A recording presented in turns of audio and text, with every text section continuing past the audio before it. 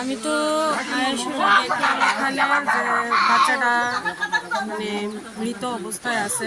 তো আজকে তো প্রচণ্ড বৃষ্টি হয়েছে, আজকে 3-4 দিন যাবতীয় প্রচণ্ড বৃষ্টি। তো বৃষ্টিতে এখানে রাস্তাগুলো প্রচণ্ড স্লিপারি, আর এটা একটু টিলার মধ্যে বাড়িটা। তো বাচ্চাটা খেলতে খেলতে মানে মা যা করলো আর কি, মা বাবার অনুসারে তো বাচ্চাটা নাকি তারা অনেকক্ষণ যাবত পাইতাছিল না যে তো যখন জল নাকি শুকাইলো, গ্রামের মানুষ কইলো জল নাকি শুকানোর পরে নাকি তারা দেখছে বাচ্চাটা ভাইসে উঠছে। তো ভাইসে উঠানোর পরে তারা বাচ্চাটা নিয়ে গেছে। এর আগ পর্যন্ত বাবা মার কাছে কোনো খবরই নাই বাচ্চাটা কই আছে, ঘরে আছে না কোন ঘরে আছে, কারোর কাছে কোনো খবরই নেই। বাচ্চাটা এখানে আনলো, আনার পর তুললে আনার পর দেখলাম, আমারও খবর দিল, আমিও আইলাম। এসে সঙ্গে সঙ্গে দেখলাম, শুনে সেটা দৌড়ে আইলাম।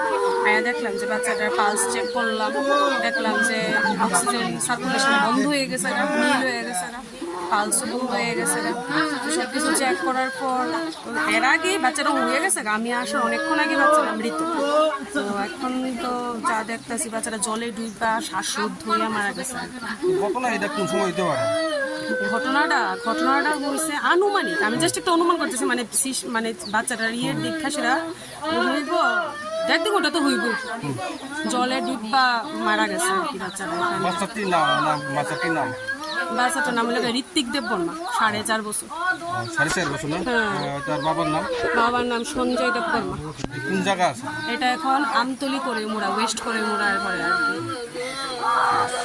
আপনার নাম? সংহিতা ভৌমিক, সিএচ, আমতলি করে মোড়া সাব সেন্টার।